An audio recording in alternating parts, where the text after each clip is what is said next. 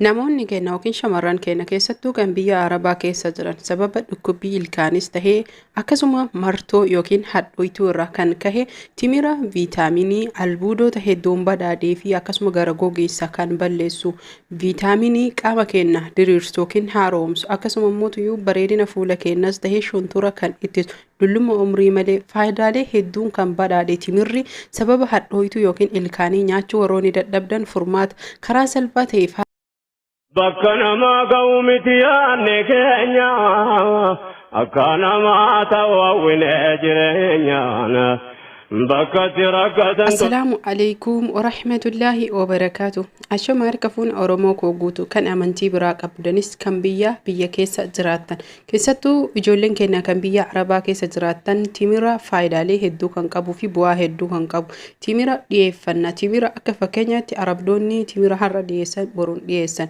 garuu haaluma salphaa taheen kan gannuu fi akkasuma mootuyyuu kan baasnu jechuudha. Kanaaf timira baastanii gattansan karaa salphaa taheen viitaaminoota fi akkasuma albuudota hedduu irraa fayyadamuu ni dandeettan. Dibata qaamas tahee garaa keenyatti haaluma salphaa taheen osoo ilkaan keenya hin tuqin akkasuma mootuyyuu osoo hadhooytuu keenya nutti kaasee lafti nuun hin marin faayidaalee hedduu martos kutuu akkasuma mootuyyuu dhukkuba sukkaaraa ofirraa ittisuu dhiibbaa dhiiga adda addaa dhiiga dabaluu fi hir'isuus tahee akkasuma gara gogiinsaa sammalee jechuudha. Bareedina qaama keenyaa maadiyaatii namoonni rakkattan finniisa ciccitiinsa rifeensas tahee bubuqqa'iinsa akkasuma harka keenya kotteen tahee akkasuma harki keenya kan nu ciccituuf sababa keemikaala adda addaa irraa bakka san viitaaminoota nu buusuu fi gogaan keenya akka laafuu akkasuma immoo bishaan akka godhatu kan nu gargaarudha.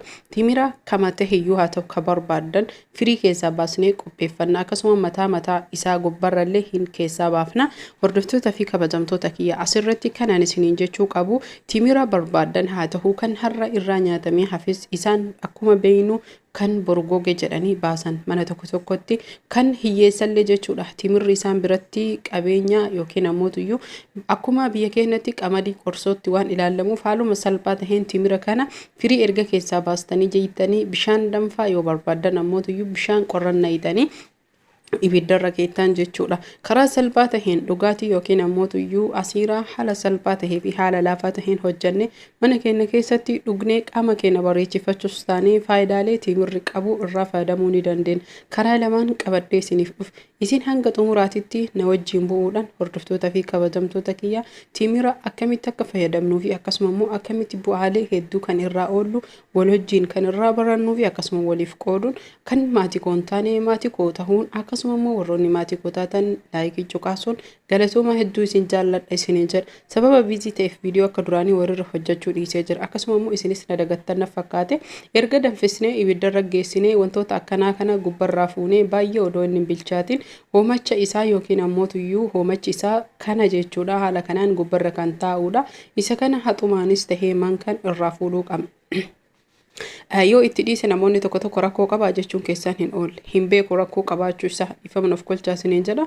Sababni isaa jechuudha namoonni hojjetanis tahee anus yeroo hedduu yeroo hojjedhu sababa ilkaanii akkasuma ammoo kan hin nyaachuu hin dandeenye haala kanaan hojjedhe akkasuma immoo daa'immanis marqas tahee akkasuma dhugiitii adda addaa isinis jechuudha. Shoorbaanis hojjetachuu ni dandeettanii sukkaara osoo ittiin godhin shoorba akkasuma ammoo mooqee adda addas tahee marqalleen godhamuu ni danda'ama. Haa ta'u kan biraa guyyaa biraa qabannee dhufnaa isa kana erga danfee jenne yoo inni qabbanaa'ee jedhee meeshaa juusii daaku yookiin ammoo asiira adda addaatii fi dhugaatii adda addaa daakutti naynee haaluma salphaa taheen daayina. Bishaan ittiin isa danfifnu bishaan dhugiitii tahuu qaba. Kana jechuun bishaan mana keessan keessatti nyaataafis tahee akkasuma dhugiitiif itti fayyadamtan. Fakkeenyaaf kana wanni jedheef biyya Arabaa keessatti bishaan dhugiitii fi bishaan dhiqannaa adda addaa waan ta'eef bishaan dhiqannaa tahuu qabu. Erga daayinee geessinee haala kanaan dhugiitii yookiin ammoo asiira karaa salphaa taheen yookiin juusiidhaan adda addaa qopheeffanne jechuudha. Karaan itti aanu timira akkuma reefitti qopheeffanne firii keessaa yaafna. Kana jechuun namoonni ibiddarra danfistanii yeroo san hojjechuu hin barbaanne haala salphaa taheen hojjetanii ibiddarra osoo hin tahin lafumatti kan lafa bulchitanii itti fayyadamuu barbaadaniif karaa kanaan qabadhee isinii dhufe. Keessattuu jechuudha namoonni fooliin isaa hin urgaa'e waan ta'eef madaaminaan dhiistu jettan isa firii keessaa yaaftanii erga qulqulleessitaniin booda bishaan danfaa maashinas tahee akkasuma makarajiin danfistanii saanii yookiin distitti bishaan danfaasan itti guuttanii itti naqxanii bulchitan. Timira haga isin ga'u tilmaaman fakkeenyaaf jechuudha. Bishaan litira 3 timira ishigii san yookiin walakkaa kiiloo kan itti fayyadamnu. Bishaan litira 2 ruubiin timira nugaa jechuudha yookiin ammoo tuyyuu akkamitti isinii mudadhaan tilmaaman isaanii amma argitan kan isaaniin tokko hin ga'a jechuudha.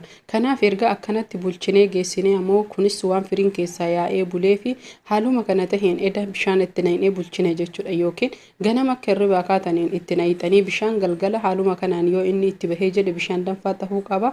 Maashinaan akkuma kaanii daayina jechuudha.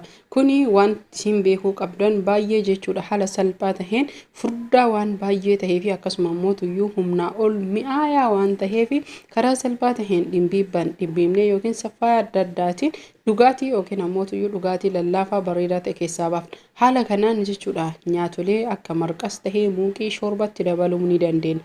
Garuu haa ta'u malee filannoo keessanii irra caalaan jechuudha namoonni keenya shorba sukkaara itti godhuu sobaattanii shamarran keenya keessattuu kan mana arabaa keessa jirtan. Dhiifamni of kolchaa isiniin jedha. Kan rifeensi isinirraa jijjitu fuulli keessan shontooruu fi rakkoolee adda addaa hirriba dhabuu gara gogiinsaa fi akkasumas gigaachuu gadaamessas tahee mar'imaanii waan baay'eetu jira miidhamne jechuudha. Haala kanaan dhimbiibnee kunoo kana keessaa baasna gattaa isaa yookiin ammoo tuyyuu walumaa galatti dhangaa isaa bishaanii jalaa fudhannee walumaa dhama isaa gubbaa ammootu dhimbiibna jechuudha. Haala kanaan timira keenya firiijii keessa keenne dhugaatii laafaa tahee fi yeroo dheebonnes tahee osoo hin dheebotin yoo dhuyne jenne faayidaa fi bu'aa hedduu kan irraa argan. Timirri bu'aalee hedduu kan qabuu fi keessattuu namoota keenya jechuudha kan biratti hin baratamin akka hawwii qofaa fi yookiin ammoo tuyyuu akka sunnaatitti kan nyaatanidha.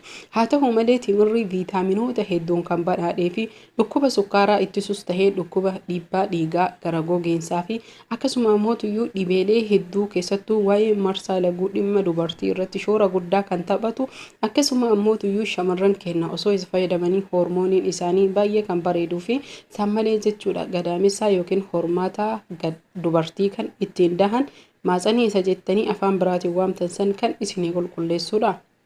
Kanaaf hordoftoota fi kabajamtoota kiyyaana of kolchaa isiniin jedha. Haala salphaa taheen jechuudha namoonni timiraa nyaachuu barbaadanis firii 3 guyyatti yoo soorattan hanga 5 baay'ee bareedaa kan tahee fi ganama garaa qullatti yookiin ammoo galgala hirriba booda firii 3 osoo fudhattanii bu'aa hedduu kan qabuu fi faayidaalee hedduu kan qabudha.